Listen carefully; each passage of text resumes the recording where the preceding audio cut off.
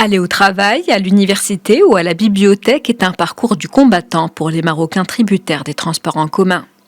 Les passagers affluent et doivent souvent faire la file en attendant qu'un taxi veuille bien les prendre. Et pour ne pas arranger les choses, ce sont les chauffeurs de taxi qui imposent leur trajet. Je fais la navette Mohamedi à Rabat. Quand j'arrête un taxi, en fait, c'est lui qui me dit dans quelle direction il va. Ce n'est pas à moi, en tant que client, qui donne l'adresse à laquelle je veux me rendre. Il faut que celle-ci coïncide avec le trajet du chauffeur de taxi. Ici, à la sortie de la gare, c'est différent. Il y a des policiers qui régulent tout ça.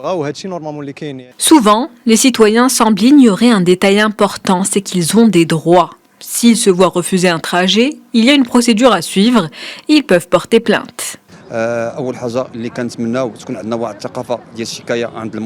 Le citoyen marocain a des droits. Si un taxi refuse de prendre un client, il y a un service que celui-ci peut contacter afin de déposer une plainte.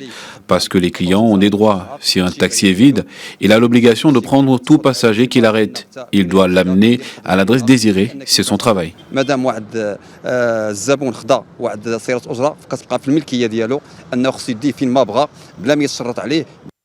De leur côté, les taxis se défendent. Ils disent prendre tous les clients tout en essayant d'économiser du carburant.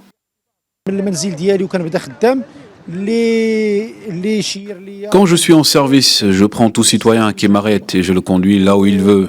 Quand je dépose un client à la gare, je préfère attendre un peu parce que je sais que les personnes qui sortent de la gare ont souvent besoin d'un taxi. Ce n'est pas toujours pratique de circuler à vide en attendant de trouver un client.